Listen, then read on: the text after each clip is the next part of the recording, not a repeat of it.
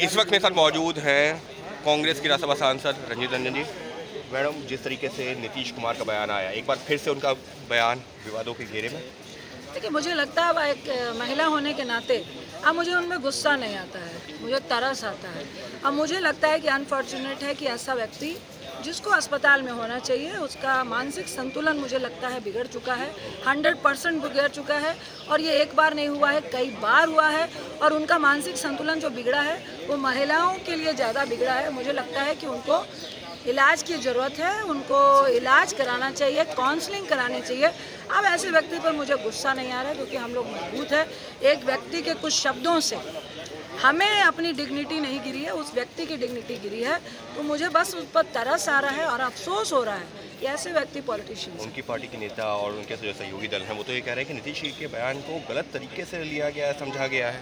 देखिए, ये बड़ी बारी इस तरह के बयान दे चुके हैं और कहा गया है कि हमारे बयानों को गलत तरीके से लिया गया है।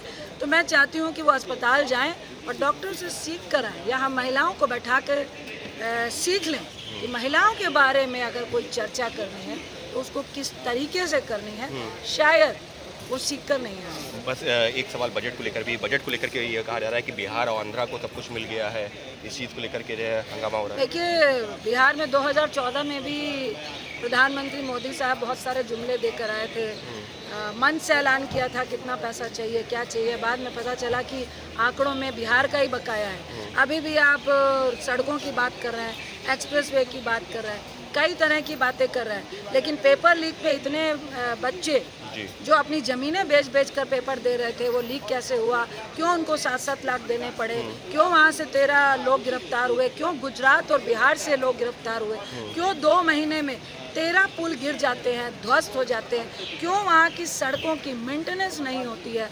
आज सड़क बनाते हैं, कल उस पर गड्ढे होते हैं। तो ये सिर्फ झुनझुना है, इसको इम्प्लीमेंटेशन कैसा होगा और कितना पैसा और कब जाएगा?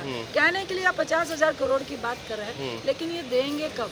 ये झुनझुना कब तक रहेगा? या क्या ये झुनझुना सिर्फ विधानसभा के चुनाव की आहट का है? 100% ये सिर्फ और सिर्फ सत्ता की लोलुपता के लिए बिहार को जुमला दे। बस एक आखिरी सवाल इसी से जुड़ा हुआ, क्योंकि सत्ता पक्ष के लोग ये कह रहे हैं कि विपक्ष क्या कंफ्यूज है। तमाम नेता ये कह रहे हैं कि बिहार को ही सब कुछ दे दिया, कई लोग आप लोग ये कह रहे हैं कि बिहार को सिर्फ झुनझुना मिला। तो क्या इसमें भी कहीं असमंजस है क्या? देखिए, कहने के लिए आपने आंध्रा और बिहार की बात करी है और सरेआम दिख रहा है कि वहाँ पे चुनाव है, लेकिन हम बिहार से आते हैं, हम लोगों ने रिप्रेजेंट किया है। ये कितनी बार इस तरह का जुमला दे चुके हैं और चुनाव के ठीक पहले देते हैं और चुनाव के बाद भूल जाते हैं। जिस तरह चुनाव ख़त्म होते ही, मुझे लगता है जिस दिन लास्ट चुनाव हुआ है, 2 रुपये दूध में इमीडिएट बढ़ाई हो गई है। ये उनका झुनझुना है और हम बिहार वासी जानते हैं। हम उनको निमंत्रण दे रहे हैं विधानसभा का, आइए, तब आपको असली हकीकत पता चलेगी। यानी साफ तौर पर रंजीत रंजन, जो कि कांग्रेस के सांसद हैं, उनका ये कहना है कि झुनझुना दिया गया है। जबकि कांग्रेस पार्टी के तमाम सांसद ये भी कहते रहे, नेता ये कहते रहे हैं कि बिहार और आंध्रा को मिला है खास ध्यान, क्योंकि उनको एनडीए की सरकार बचानी है। अंकित गुप्ता, ABP न्यूज़, दिल्ली।